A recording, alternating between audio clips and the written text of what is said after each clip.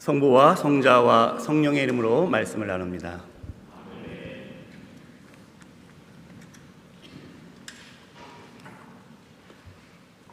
오늘 성찬예에 오신 여러분들을 주님의 이름으로 환영하고 축복합니다. 지난주는 우리가 추수감사절이었고 또 함께 공동체 잔치를 했었는데요. 지난주 날씨는 무척 따뜻했습니다. 이번 주는 좀 쌀쌀해졌죠. 지난주 목요일에 입동이 지났습니다. 우리 조상들은 오랜 경험과 지혜를 녹여서 이 24절기를 만들었죠. 옛사람들은 그렇게 하늘과 땅을 바라보면서 살았습니다. 우리들이 조상으로부터 물려받지 못한 것, 우리가 잃어버린 것은 이렇게 하늘과 땅을 바라보며 사는 일이 아닌가 생각을 합니다. 현대인들은 자연을 정복했고 밤을 환하게 밝혔습니다. 그런 우리에게 자연이 보내준 영수증은 바로 기후위기라고 하는 것이죠. 이제 입동이 돼서 찬바람이 부는 것처럼 앞으로도 24절기가 이렇게 잘 맞을 수 있기를 소망합니다. 지난 여름 너무 힘들었죠. 그러기 위해서는 우리가 더욱더 하느님 앞에서 겸손하게 살아가야겠다. 우리가 이 입동을 맞아서 김장을 땅에 묻고 발효하는 것처럼 다가오는 겨울에 저와 여러분의 신앙도 그렇게 익어가는 그러한 계절이 되기를 소망합니다. 요즘 그 젊은 사람들에게 유행하는 질문이 하나 있습니다. 여러분 혹시 들어보신 적이 있는지 모르겠는데요. 바로 연인이나 혹은 배우자한테 오늘 내가 너무 우울해서 빵을 샀어 라고 하는 질문을 하는 거예요. 여러분 혹시 들어보셨습니까? 내가 너무 우울해서 빵을 샀어. 여러분 이 질문을 듣고 혹시 지금 웬 빵? 이런 생각을 하신 분 계신가요? 아니면 무슨 빵? 우울한데 무슨 빵을 사는 거야? 이런 생각을 하셨습니까? 이거는 일종의 그 공감 능력 테스트인데요. 우울해서 빵을 샀다는 사람의 말을 듣고 그 상대의 우울함에 집중할 수 있는지 그것을 보는 거죠. 여러분 갑자기 빵은 왜 사냐고 묻는 배우자랑 사시는 분들께 위로의 말씀을 전합니다. 저도 사실은 처음 듣고 무슨 빵을 얘기하는 거야 이렇게 생각을 했으니까 또 너무 자책하지는 마시고요. 오늘 저는 이 복음 말씀을 읽으면서 예수님의 공감 능력에 대해서 생각을 했습니다. 예수님은 어떻게 이렇게 공감하실까? 우리가 날씨가 쌀쌀해지면 가슴이 따뜻한 사람과 차를 마시고 싶다 그런 구절이 떠오르는데 예수님이야말로 진정으로 가슴이 따뜻한 분이었습니다. 예수님이 성전에서 사람들에게 가르치고 계셨는데요. 성전에서 말씀을 전하는 일은 지금 저와 여러분처럼 평화로운 그런 모습이 아니라고 하는 거죠. 왜냐하면 바로 이것은 일촉즉발의 긴장의 시간이었습니다. 제사장들과 율법학자들과 파리사이파 사람들이 예수님이 무슨 말씀을 하는지 귀를 쫑긋 세우고 곤두세우고 있었기 때문이죠. 그들은 자신들의 위선을 공격하는 예수님을 어떤 말씀으로 트집 잡아서 저 사람을 공격할까? 한마디 한마디를 귀 기울여 듣고 있었습니다. 예수님도 사람일 텐데 어떻게 그 순간에 긴장을 안 하고 또 저 사람을 어떻게 설득하고 또 어떻게 위기를 넘길까? 이런 생각을 하지 않을 수가 있을까요? 뭐 당연히 그랬을 거라고 생각을 하는데, 그런데 그 성전 한편에 한 과부가 등장을 합니다. 누가 그 처량하고 가난한 과부를 그때 누가 신경 썼을까? 아무도 신경 쓰지 않았을 거예요. 그 과부는 렙톤 2개를 헌금궤에 넣었습니다. 당시 하루 임금이 1데나리온이라고 하는 돈인데요, 렙톤은 1데나리온의 64분의 1입니다. 그러니까 하루 임금을 우리가 한 10만 원 정도라고 생각하면 1,500원 정도의 아주 작은 돈입니다. 우리는 이 과부가 누군지를 모르죠. 그런데 당시에 과부는 단지 남편이 없는 사람만을 뜻하는 것이 아니었습니다. 과부는 부모가 없는 고아와 더불어서 유대 공동체에서 가장 비참한, 가장 보잘것없는 사람을 말했습니다. 고아와 과부, 이 사람들은 인생을 눈물로 지새울 수밖에 없는 그런 사람들이었습니다. 그래서 성서에서는, 구약에서는 계속해서 하느님이 예언자들을 통해서 과부와 고아들을 돌보아라, 너희 공동체에서 이 마지막까지 돌보라고 말하시는 거죠. 시편 68편 5절은 이렇게 말하고 있습니다. 고아들의 아버지, 과부들의 보호자, 거룩한 곳에 계시는 하느님이시다. 심지어 하느님은 이 고아와 과부를 돌보지 않는 부정의한 제사는 내가 받지 않겠다라고까지 말씀하셨습니다.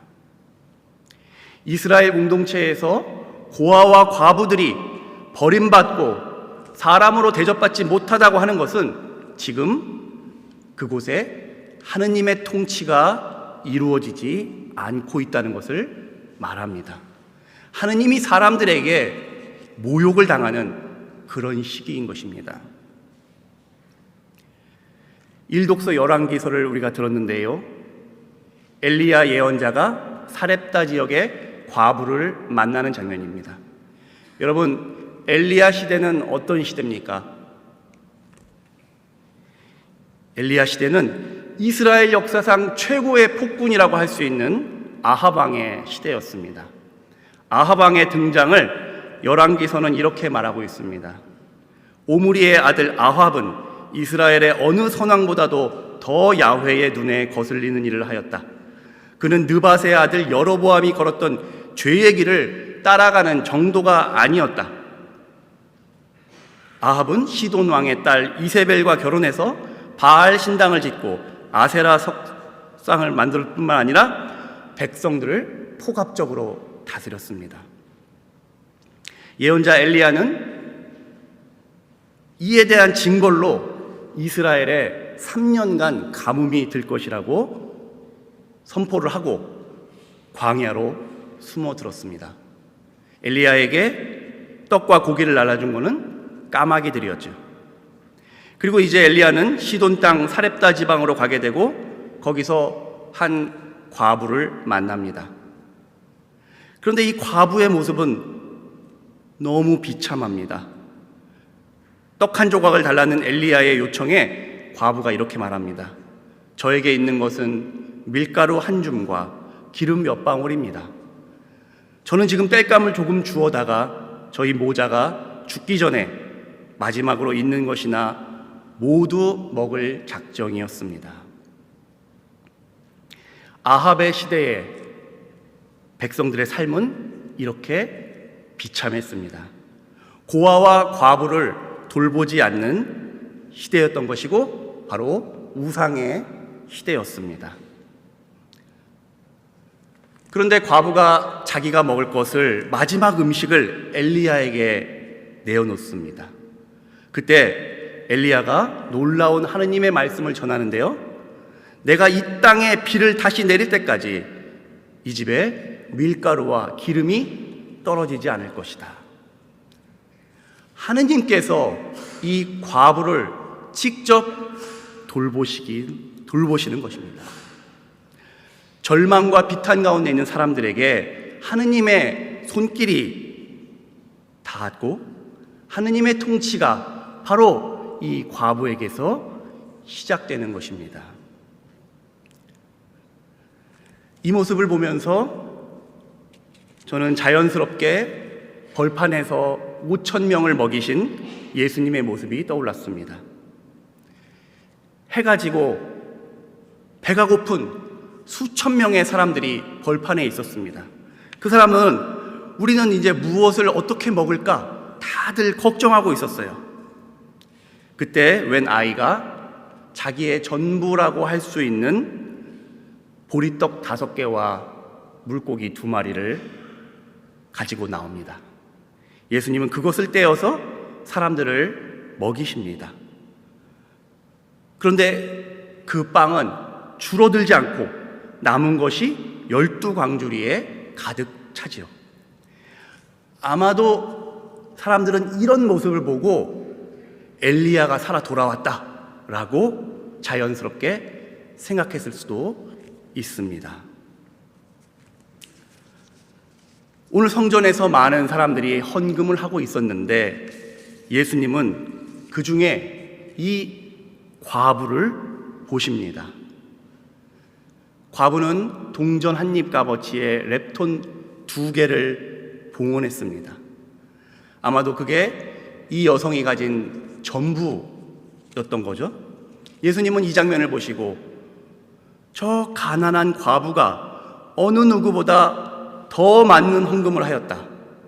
다른 사람들은 많이 가진 것에 일부를 하였지만 저 과부는 있는 것을 다 바쳤다고 말씀하십니다. 이때에 이 과부가 얼마나 위로를 받았을까? 얼마나 힘을 얻었을까? 아무도 돌아보지 않는 나에게 주님이 나를 봐주실 때에 정말 거기에서 이 과부는 엄청난 기쁨을 얻었을 것입니다. 사렙다 과부가 가진 것을 모두 엘리야에게 드렸을 때 거기서 하느님의 통치가 시작된 것처럼 이 과부의 봉헌을 예수님께서 받음으로 말미암아서 말씀이 성취되고 새로운 하느님의 역사가 열렸음을 보여주는 사건입니다. 마리아의 창가에서처럼 교만하고 권세 있는 자들을 내치시고 비천한 자를 높이시는 사건인 것입니다. 가장 낮은 자를 향한 이 예수님의 마음, 과부의 헌금을 높이시는 예수님의 사랑이 바로 우리가 회복해야 할 우리의 마음일 것입니다. 필립비서 2장은 이렇게 말합니다. 여러분은 그리스도 예수께서 지니셨던 마음을 여러분의 마음으로 간직하십시오. 그분은 당신 자신을 낮추셔서 죽기까지, 아니 십자가에 죽기까지 순종하셨습니다. 시편 146편은 이렇게 말합니다. 이것이야말로 바로 이스라엘이 지향하는 하느님 나라에 대한 꿈입니다. 복되어라 야곱의 하느님께 도움받는 사람, 자기 하느님께 희망을 거는 사람, 억눌린 자들의 권익을 보호하시며 굶주린 자들에게 먹을 것을 주시고 야훼는 묶인 자들을 풀어주신다. 저는 우리 4학년 쌍둥이를 키우고 있는데요. 4학년 쌍둥이를 키우고 있는데 저희 아이들은 다른 애들에 비해서 쌍둥이로 태어나다 보니까 다른 애들보다 조금 작아요. 보니까 4학년 애들 정도 되면 키가 큰 애는 이미 선생님만한 애도 있고 또 한참 꼬마애 같은 애도 있고 힘이 센 애들은 청소년 같은 애들도 있고 또 아직 애기 같은 애들도 있습니다. 여러분, 그런 아이들이 같이 축구 시합을 하거나 같이 운동회를 하면 어떻게 될까요? 이미 결과는 나와 있는 것과 같습니다. 그렇죠? 예, 결과가 다 보여요. 그런데 만약에 여러분이 4학년 선생님인데 작거나 힘이 약한 아이가 나는 1등을 할 수 없으니까 이 경기를 포기하겠다 라고 말한다면 어떻게 하시겠습니까? 나는 뛰어봐야 1등 못하니까 난 안 뛸래요. 그럼 뭐라 그러시겠어요? 여러분 이렇게 말하실지 모릅니다. 야, 1등이 중요한 게 아니야. 최선을 다하는 게 중요한 거야. 함께 하는 게 중요한 거야. 선생님이 봐줄 테니까 너 가서 열심히 뛰어봐. 그리고 아마 만일 그 아이가 경기에 나가서 최선을 다해서 뛴다면 여러분은 굉장히 흐뭇하게 바라보실 것입니다. 하느님은 이렇게 눈에 보이는 결과가 아니라 그 사람의 마음의 중심을 보십니다. 그 사람이 할 수 있는 것 안에서 최선을 다하고 하느님을 섬길 때에 그것을 통해서 하느님 나라가 역사한다는 거죠. 오늘 예수님은 이 가난하고 남루한 과부의 헌금을 가장 귀하게 받으셨습니다. 그 마음의 중심이 누구보다도 아름다웠기 때문이죠. 우리도 이렇게 따뜻하게 서로를 깊이 이해하고 공감하고 함께 살아나가는 우리 주교자 성당 공동체가 되기를 주님의 이름으로 축원드립니다. 성부와 성자와 성령의 이름으로 말씀드렸습니다.